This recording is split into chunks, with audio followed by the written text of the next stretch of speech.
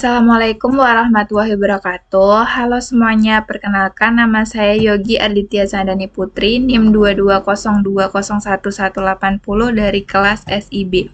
Di video kali ini saya akan menjelaskan tentang TF-IDF dan implementasinya di Google Colab. Nah, pertama-tama kita harus tahu dulu nih apa itu TF-IDF. TF-IDF itu kan term Frequency Inverse Document Frequency adalah metode untuk mengukur seberapa penting suatu kata di dalam dokumen. Prinsipnya, kata yang sering muncul di satu dokumen tapi jarang muncul di dokumen lain, itu artinya penting. Contoh, kita punya 10 dokumen, dan ada satu dokumen yang menyebutkan blockchain. Nah, berarti kata ini penting. Fungsinya bisa untuk text meaning, search engine, dan klasifikasi dokumen. Terus ada rumusan normal TF-IDF yang mempunyai dua komponen. Yang pertama ada komponen TF, itu sama dengan jumlah kata muncul dibagi total kata. Contoh, kita punya kalimat piton itu mudah, piton seru.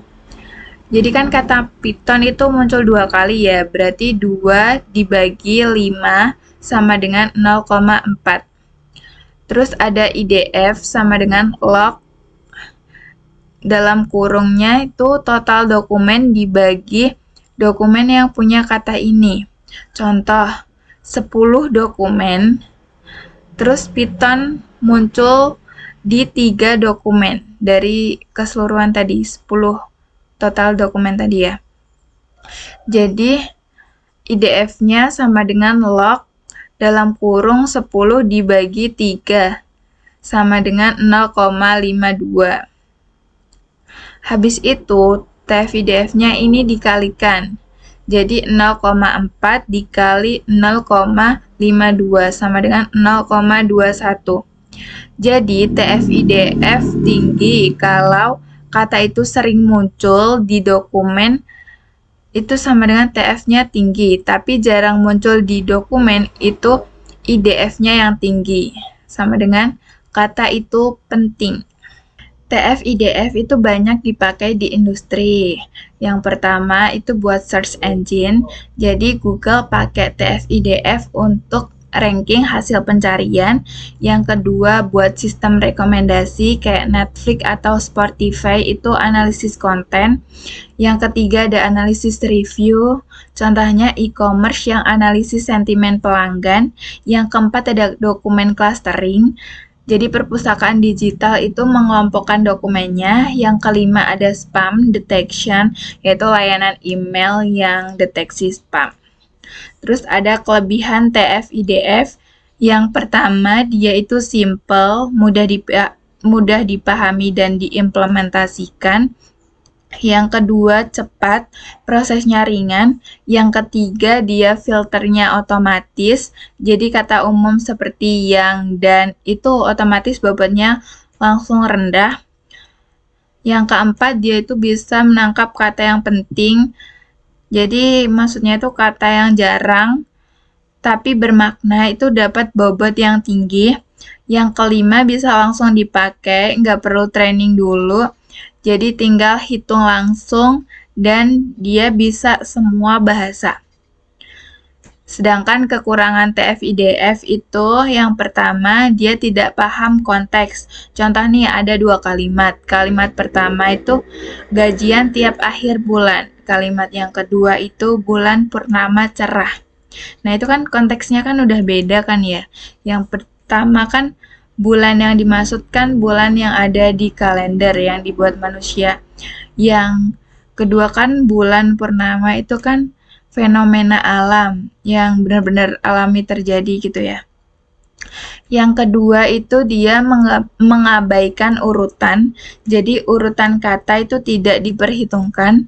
Yang ketiga itu dia nggak paham sinonim, jadi kayak kata senang dan bahagia itu dianggapnya beda.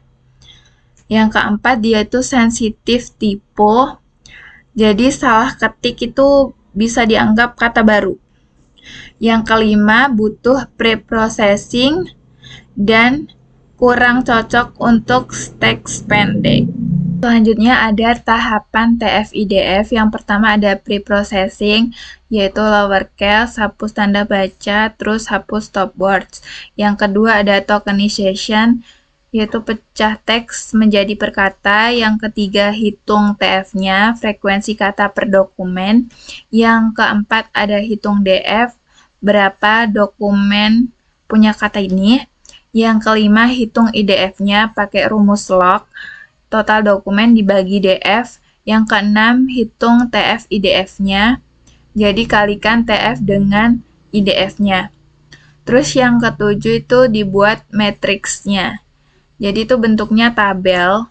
Yang baris itu sama dengan dokumen, kalau kolom itu sama dengan kata. Hasilnya itu bisa dipakai untuk klasifikasi, clustering, atau similarity. Oke, karena aku udah jelasin tentang pengertian TF-IDF, terus ada rumusan manual, TF-IDF di industri, ada kelebihan dan kekurangan, serta tahapannya kan udah aku jelasin semuanya. Kita selanjutnya lanjut ke implementasi di Google Colab menggunakan Python. Jadi codingannya ini udah aku siapin, tinggal copy aja. Terus kita paste di sini. Nah, aku jelasin ya. Yang pertama ini ada import TF-IDF vectorizer dari Sclaren. Terus yang ini adalah contoh dokumen yang akan kita uji. Yang ini buat objek vectorizer. Yang ini untuk menghitung TF-IDF otomatis menggunakan fit transform. Terus yang ini ambil daftar kata unik. Yang ini buat pengulangan tiap dokumen. Yang ini buat ambil nilai TF-IDF dari dokumen ini. Terus codingan di bawahnya buat cari posisi kata yang mempunyai nilai paling tinggi. Dan yang terakhir ini buat menampilkan kata terpenting dengan skornya. Oke, terang. Tunggu hasilnya ya.